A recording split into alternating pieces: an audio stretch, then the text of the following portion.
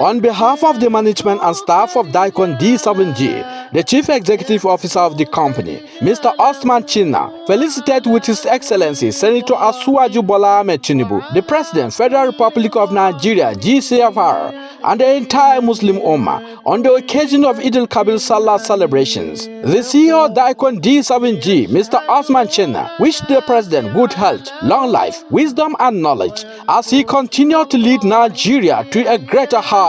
Mr. President, may you experience all the blessings that come with this holy season, now and beyond, especially as the 2027 general election approach. We in DICON-D7G join millions of Nigerians to wish you success and the best of luck in the coming elections. Barakada Sallah, Mr. President. Happy Eid-el-Kabir President Bola Ahmed Tinubu, GCFR. Announcer Mr. Osman Chinna, the Chief Executive Officer, DICON-D7G.